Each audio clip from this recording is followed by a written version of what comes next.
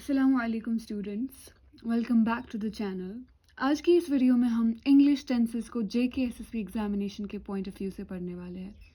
Tenses JKSSB English syllabus के सबसे important और फ्रीक्वेंटली आस्क्ड टॉपिक्स में से एक है। टेंसेस से क्वेश्चन अक्सर MCQs, error detection, sentence correction और फिल इन द ब्लैंक्स के फॉर्म में पूछे जाते हैं। इसी बात को ध्यान में रखते हुए मैंने इस लेक्चर को बहुत ही सिस्टमेटिक और एग्ज़ाम ओरिएंटेड तरीके से प्रिपेयर किया है। इस वीडियो में मैंने इंग्लिश के सारे 12 टेंसेस कवर किए हैं, उनकी डेफिनेशन, स्ट्रक्चर्स, क्लियर एग्जाम्पल्स और टेंस आइडेंटिफाई करने के इजी ट्रिक्स के साथ, बिल्कुल उसी पैटर्न में जो जेकेएसएसबी एग्ज़ाम में रिक्वायर होते हैं। हर कॉन्सेप्ट को सिंपल लैंग्वेज में एक्सप्लेन किया गया है ताकि इजी अंडरस्टैंडिंग और क्विक रिकग्निशन हो सके और बिगिनर्स भी बिना किसी कंफ्यूजन के इसको कॉन्फिडेंटली फॉलो कर सकते हैं। चलिए अब टेंसेस शुरू करते हैं, लेकिन टेंसेस क्या होते हैं ये जानने से पहले I ask you a question. जब मैं आपसे पूछूं आई ईट, आई एट और आई विल ईट, तो यहाँ क्या चेंज हो रहा है?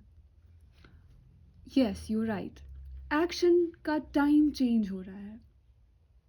तो इसका मतलब है टेंसेस हमें बताते हैं कि एक्शन कब होता है। इन सेंटेंसेस में से जो कि मैंने आपको अभी बताए, इनमें एक ही चीज़ की बात हो रही है, इसमें खाने की बात हो रही है, बट चेंज क्या हो रहा है कि खाने का वक्त कब है। क्या हमने खाना खाया, क्या हम खाना खा रहे हैं, या हम खाना खाने वाले हैं। तो tense is equal to action of time. So जो टेंसेस है वो हमें ये बताते हैं कि एक एक्शन कब हो रहा है। वो हमें दिखाते हैं कि एक्शन क्या प्रेजेंट में हो रहा है, या फिर पास्ट में हो रहा है, या फिर फ्यूचर में हो रहा है। अब टेंसेस जो है, हम इंग्लिश टेंसेस को ब्रॉडली 3 मेन कैटेगरीज में डिवाइड करते हैं। First is present tense, and then past tense, and then future tense. Present tense होता है एक्शन जो अभी हो रहा है। पास्ट टेंस होता है जो पहले हो चुका है। फ्यूचर टेंस होता है वो एक्शन जो बाद में होगा। हर एक कैटेगरी के 4 फॉर्म्स होते हैं, यानी कि ब्रॉडर क्लासिफिकेशन जो टेंसेस होती है, प्रेजेंट, पास्ट एंड फ्यूचर, इनको हम फर्दर क्लासिफाई करते हैं 4 फॉर्म्स में। Each category is further classified into 4 forms, which is simple, continuous, perfect, perfect continuous। इस तरह से टोटल मिलकर हमारे पास 12 टेंसेस होते हैं।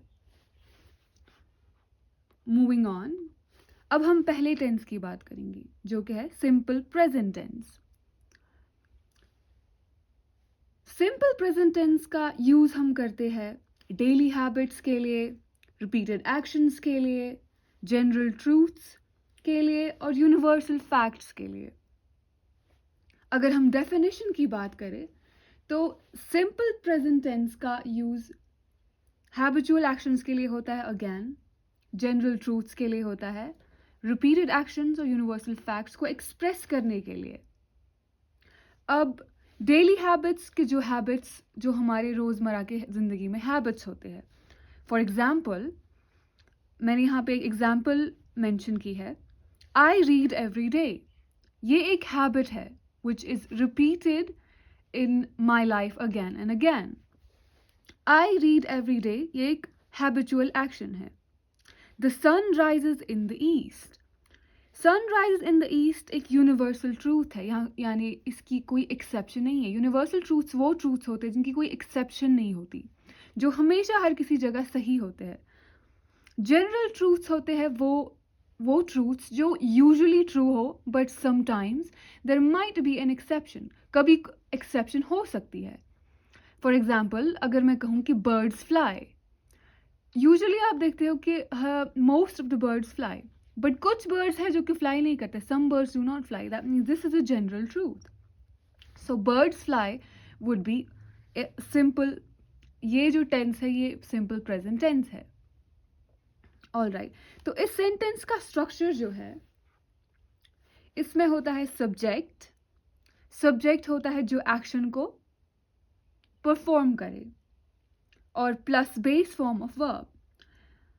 Base form of verb means first form of verb. For example, read. For example, rises. अब इसी read का अगर हम second form of verb देखें तो वो read है. Third form of verb भी इसका read ही है. Alright. So sentence structure would be subject plus base form of verb, also known as first form of verb or V1. Alright. अगर मैं आपसे आप पूछूं कि क्या सन सिर्फ एक बार राइज होता है या रोज होता है, तो आप जवाब देंगे हाँ, सन रोज राइज होता है. इसीलिए हम यहाँ पे सिंपल प्रेजेंस का यूज करते हैं. तो अब हम आगे चलते हैं. अब हमारा दूसरा टेंस जो है वो है प्रेजेंट कंटिन्यूअस टेंस.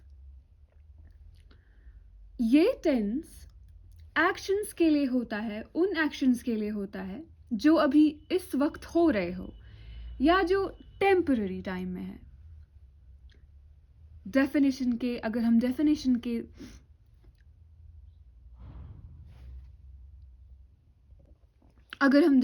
की बात करें तो प्रेजेंट कंटिन्यूअस टेंस उस टेंस को डिस्क्राइब करता है जो बोलते वक्त हो रहा हो या फिर टेम्पररी हो. इसका सेंटेंस स्ट्रक्चर देखने के लिए हम यहाँ पे हमारे सेंटेंस स्ट्रक्चर इसका होगा subject again which performs the action plus is, am और आर. प्रेजेंट कंटिन्यूअस वाले सेंटेंस में जो हमारे हेल्पिंग वर्ब्स होते हैं वो इज होगा या फिर एम भी हो सकता है या फिर आर भी हो सकता है, plus verb ending in ing. और वहाँ पे हमारा एक जो मेन वर्ब होता है वो एंड होता है ing में. All right, let's understand this from the examples. For example, I am studying now. I हमारा subject है, am हमारा helping verb हुआ और studying हमारा main verb है which ends in ing. Now is additional information कि मैं अभी पढ़ाई कर रही हूँ. They are playing football. They हमारा subject है, आर हमारा हेल्पिंग वर्ब है और प्लेइंग इज मेन वर्ब जो एंड हो रहा है ing में. And football is again the additional information. She is writing a letter. इसमें भी हमारा एक सब्जेक्ट है, हेल्पिंग वर्ब है which is and writing main verb जो कि ing फॉर्म में एंड हो रहा है. And a letter is an additional information about the subject. All right, moving on. अब हम बात करेंगे हमारे तीसरे टेंस की which is present perfect tense.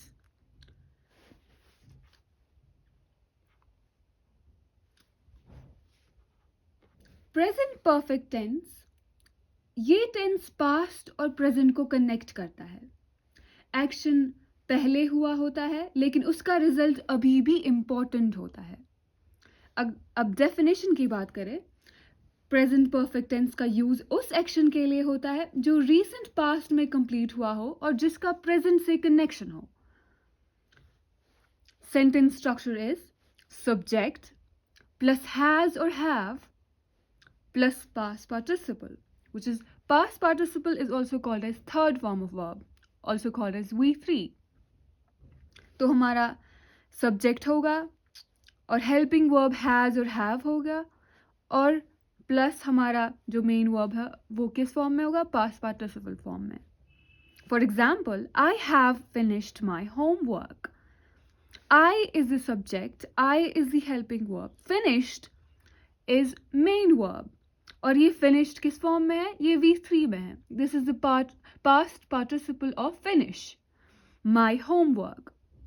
So that means ये पास्ट में मैंने अपना होमवर्क जो है फिनिश कर दिया, बट दैट मीन्स अब मैं खेल सकता हूँ. We can say like that, और अब मैं खेल सकती हूँ because I have finished my homework. She has visited Delhi. She is the subject, has is the helping verb, visited is the main verb, visited is the past participle form of visit, Delhi. So she has visited Delhi, that means she knows that there is a lot of pollution over there. तो इसका past का जो ये sentence है past, अभी इसमें इसका result जो है वो अभी प्रेजेंट में इंपॉर्टेंट है. They have lost their keys, यानी कि उन्होंने अपनी कीज को खो दिया है. दैट मीन्स उनको अभी भी वो नहीं मिली. Past is connected with the present. All right. Now, let's move on to the next tense. अगला tense जो हमारा है वो है present perfect continuous tense.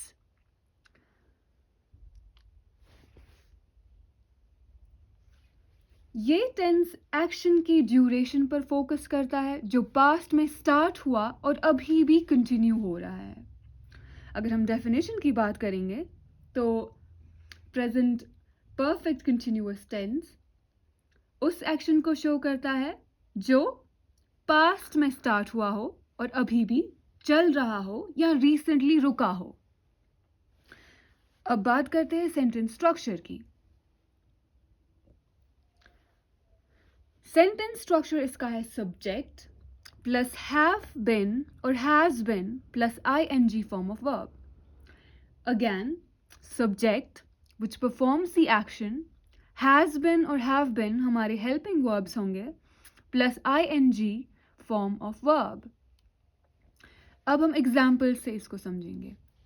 For example, I have been studying for 2 hours मीन्स मैं 2 घंटों से पढ़ रही हूँ.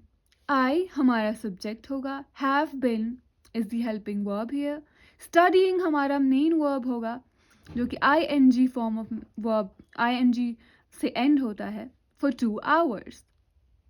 मैं 2 घंटे से पढ़ाई कर रही हूँ, यानी कि ये एक्शन जो है ये पास्ट में स्टार्ट हुआ था और ये अभी भी कंटिन्यू हो रहा है. She has been working here since 2020. वो यहाँ पे 2020 से काम कर रही है. इसका मतलब है कि ये वर्किंग जो इसकी स्टार्ट हुई थी वो 2020 में हुई थी और वो अभी भी यहाँ पे काम कर रही है. They have been waiting for a long time. वो बहुत ही टाइम से इंतज़ार कर रहे हैं. अब हमें इसमें कुछ की पॉइंट याद रखने की ज़रूरत है. जब हम फॉर यूज़ करेंगे तो वो हमें duration of period of the time दिखाता है कि यानी कि कितने टाइम तक ये जो हो रहा है, ये चीज़ जो ये जिस चीज़ की हम बात करें टाइम कितने टाइम तक ही हो रहा है या होता आ रहा है. सिंस हम यूज़ करते हैं to for a point of time, यानी कि किस पॉइंट ऑफ टाइम से ये स्टार्ट हुआ था पास्ट में. All right, now moving on. अब हम बात करेंगे पास्ट टेंस की. यहाँ तक हमारा प्रेजेंट टेंस पूरा का पूरा कंप्लीट हुआ. That's all there is in the present tense. Now we need to learn about the past tense.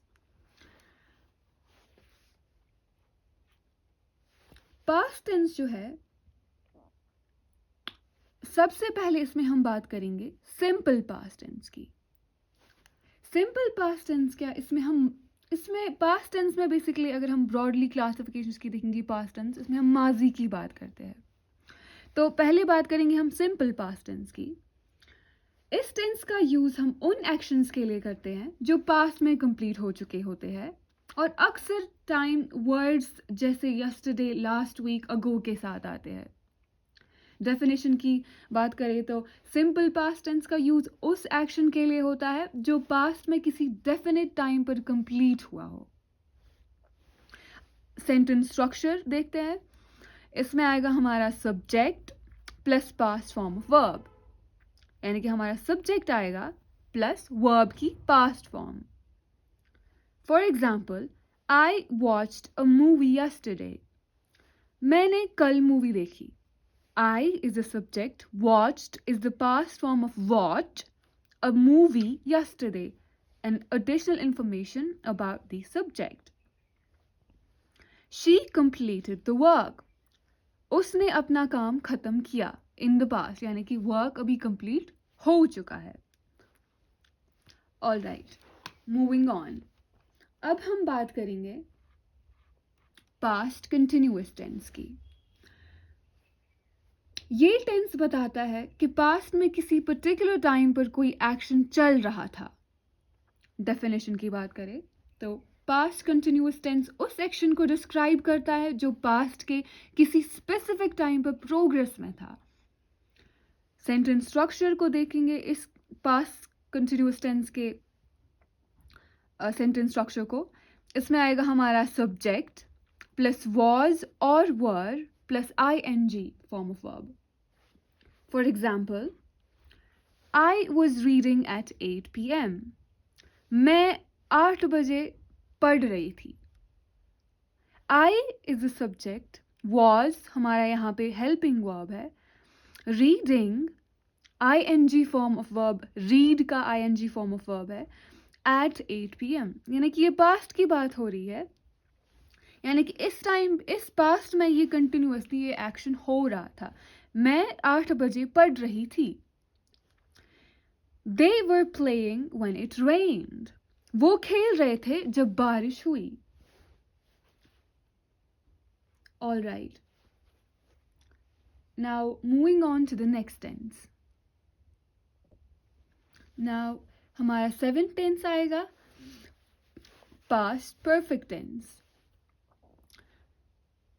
इस टेंस में 2 पास्ट एक्शन होते हैं जिसमें से एक पहले हुआ होता है और हम बात करते हैं 1-2 एक्शंस हुए और एक पहले ख़त्म हुआ होता है.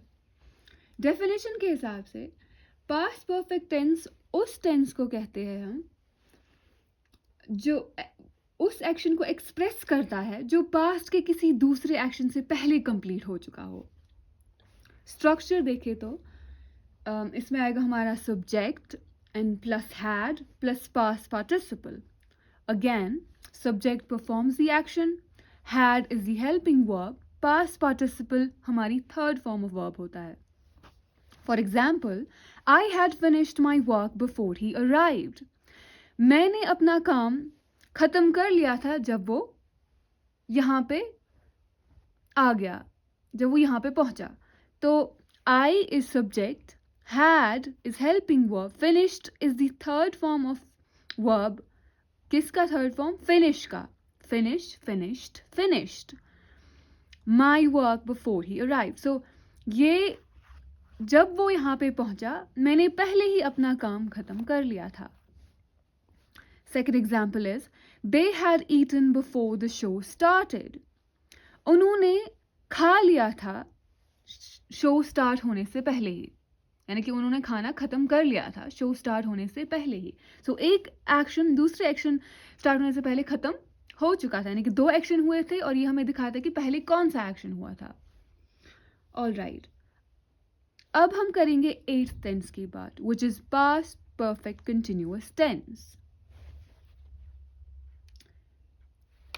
ये टेंस इस बात पर फोकस करता है कि एक्शन कितनी देर तक चला फिर दूसरा पास्ट एक्शन हुआ. डेफिनेशन की बात करें तो पास्ट परफेक्ट कंटिन्यूअस टेंस उस एक्शन को शो करता है जो पास्ट में किसी दूसरे एक्शन से पहले एक पीरियड तक कंटिन्यू हो रहा था. स्ट्रक्चर के हिसाब से बात करेंगे. इसमें आएगा हमारा subject plus had been plus verb plus ing form of verb. यानी कि हमारा सब्जेक्ट आएगा जो कि एक्शन को परफॉर्म करेगा, हैड बिन हमारा हेल्पिंग वर्ब आएगा plus ing form of verb. यानी कि एग्जाम्पल्स देखें तो I had been studying for 2 hours before exam started. मैं 2 घंटे तक पढ़ रही थी एग्जाम स्टार्ट होने से पहले. यहाँ पे हमें क्या दिखाएगा, ये एक्शन जो हमें शो किया गया है यहाँ पे पास्ट में, ये दूसरे एक्शन के स्टार्ट होने से पहले कुछ देर तक चल रहा था, यानी कि मैं कुछ देर एग्जाम स्टार्ट होने से पहले कुछ समय तक पढ़ रही थी. दूसरे example, she had been working all day. वो पूरे दिन काम कर रही थी. शी हमारा subject, had been helping verb, working is the ing form of verb of work, all day additional information. यहाँ पे हमारा कंप्लीट होता है पास्ट टेंस और इसकी सारी जो चारों टाइप्स हमने पढ़ी. अब हम बात करेंगे फ्यूचर टेंस की. फ्यूचर टेंस हमें मुस्तकबिल के बारे में बताता है, the things that will happen in the future. पहले हम बात करेंगे सिंपल फ्यूचर टेंस की। सिंपल फ्यूचर टेंस जो है ये उन एक्शंस के लिए होता है जो आने वाले टाइम में होंगे। डेफिनेशन की बात करें तो सिंपल फ्यूचर टेंस का यूज उन एक्शंस के लिए होता है जो फ्यूचर में होंगे। अब सेंटेंस स्ट्रक्चर देखते हैं। इसमें आएगा सब्जेक्ट प्लस विल और शल प्लस बेस वर्ब। सो इसमें हमारा सब्जेक्ट जो कि काम करेगा और इसमें हम हेल्पिंग वर्ब जो है वो विल और शल होंगे plus base first form of verb. Alright, examples होंगे आई विल हेल्प यू, मैं तुम्हारी मदद करूंगा। I is a subject, will is the helping verb, help you, help हमारा मेन वर्ब होगा which is first form. Help first form of verb है, main verb हमारी, इसका सेकेंड फॉर्म आएगा हेल्प्ड और थर्ड भी आएगा helped. She will attend the meeting, वो मीटिंग को अटेंड करेगी। ये कब करेगी? In future. ऑलराइट, ये हमारा सिंपल फ्यूचर टेंस था। अब हम बात करेंगे टेंथ टेंस की जो कि फ्यूचर कंटिन्यूअस टेंस है। ये टेंस फ्यूचर के किसी पर्टिकुलर टाइम पे चलने वाले एक्शन को शो करता है। डेफिनेशन से देखें तो फ्यूचर कंटिन्यूअस टेंस उस एक्शन को डिस्क्राइब करता है जो फ्यूचर के किसी स्पेसिफिक टाइम पर प्रोग्रेस में होगा। यानी कि अगर हम सेंटेंस स्ट्रक्चर देखें तो इसमें सब्जेक्ट होगा plus will be plus ing form of verb. For example, I will be studying at night. So यहाँ पे मैं फ्यूचर के बारे में बात करूँगी। मैं कब पढ़ाई कर रही होंगी फ्यूचर में? रात में। फॉर एग्जाम्पल कि कल मैं रात को पढ़ रही होंगी। सो इस टाइम पे मैं ये फ्यूचर में ये एक्शन प्रोग्रेस में होगा। Second example is she will be working tomorrow morning, वो कल सुबह को काम कर रही होगी। सो ये एक्शन इन फ्यूचर प्रोग्रेस में होगा। ऑलराइट, नाउ हमारा 11th टेंस होगा फ्यूचर परफेक्ट टेंस। इस टेंस में एक्शन फ्यूचर के किसी टाइम से पहले कंप्लीट हो चुका होता है। डेफिनेशन से देखें तो फ्यूचर परफेक्ट टेंस उस एक्शन को शो करता है जो फ्यूचर के किसी स्पेसिफिक टाइम से पहले कंप्लीट हो जाएगा। स्ट्रक्चर देखें तो इसमें आएगा हमारा subject plus will have plus past participle which is the third form of verb. Subject, हम एग्जाम्पल से समझेंगे। I is the subject, will have is the helping verb, finished is the past participle form of verb of finish the work by evening. मैंने कल शाम तक काम खत्म कर लिया होगा, यानी कि दिखाता है कि इस टाइम पे मैंने ये काम खत्म कर लिया होगा। Next example, She will have reached the home by then.